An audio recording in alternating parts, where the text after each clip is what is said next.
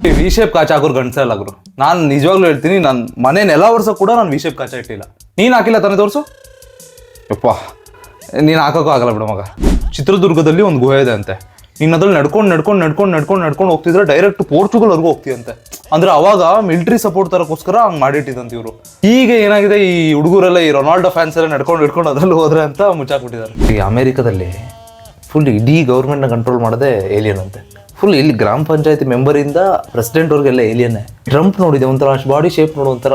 ನಿಂಗೆ ಅನ್ಸಿಲ್ಲ ಹೋಗ್ರು? ಅವ್ರದ್ದು ಎಲೆಕ್ಷನ್ ಟೈಮಲ್ಲಿ ಏನು ಮಾಡ್ತಾರೆ ಅಂದರೆ, ಈ ಜನ ಇದಾದಾಗ ಅವ್ರದ್ದು ಮಾರ್ಕ್ಸ್ ಕಮ್ಯುನಿಟಿ ಎಲ್ಲ ಕರ್ಕೊಂಡ್ಬಂದು ಇಲ್ಲಿ ಜಾತಿ ರಾಜಕೀಯ ಮಾಡ್ಕೊಂಡು 2011 ವರ್ಲ್ಡ್ ಕಪ್ ವಿನ್ ಆದಾಗ ಡೂಪ್ಲಿಕೇಟ್ ವರ್ಲ್ಡ್ ಕಪ್ ನಮಗೆ ಕೊಟ್ಟು ಒರಿಜಿನಲ್ ಈ ಆಸ್ಟ್ರೇಲಿಯಾ ಕೊಟ್ಟು ಕಳಿಸಿದ್ರಂತೆ.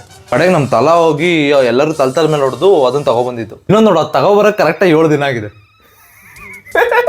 ನಂಗೆ ಈ ಮಾಟ ಮಂತ್ರದ ಬಗ್ಗೆ ಎಲ್ಲ ಪಕ್ಕಾ ಗೊತ್ತು ಗುರು, ಎಲ್ಲ ಟೆಕ್ನಿಕ್ ಗೊತ್ತು. ನಿಂಗೆ ಯಾವ್ದಾರು ಹುಡುಗಿ ಬೆಳೆಸ್ಕೋಬೇಕಾ? ಸಿಂಪಲ್ ಗುರು, 1 kg ಅಕ್ಕಿ ಅನ್ನ ಮಾಡು, ಅದನ್ನ ತಗೊಂಡೋಗಿ 3 ದಾರಿ ಕೂಡುತ್ತೆ ನೋಡು, ಅಲ್ಲಿಡು. ಅದ್ರ ಮೇಲೆ ಸ್ವಲ್ಪ ಕುಂಕುಮ ಹಾಕು, ಒಂದು ನಿಂಬೆ ಹಣ್ಣು ಕಟ್ ಮಾಡಿ 8 ಪೀಸ್ ಮಾಡಿ, ಅದಕ್ಕೆ ಲವಂಗ ಚುಚ್ಚಿ 8 ಕಡೆ ಬಿಸಾಡಿ, ಅವಳು ಹೆಸರು ಹೇಳಿದೆ ತಿರುಗಿ ನೋಡಿದೆ ವಾಪಸ್ ಮನೆ. ನಾನು ಮಾಡಿದ್ನಲ್ಲ, ನಮ್ಮ ಲಚ್ಚರಿ ಮಾಡಿದ್ನಲ್ಲ, ಮಾರನೇ ದಿನ ಬಂದು ಮನೆ ಎದುರುಗಡೆ ನಿಂತಿದ್ರು ಪೊಲೀಸ್ನವರು. ಬೋಳಿ ಮಗನೇ ನೈಟ್ ಟೈಮಲ್ಲಿ ನಿಂತ್ಕೊಂಡು ರೋಡಲ್ಲಿ ಆಟ ಆಡ್ತೀಯ ಅಂತ.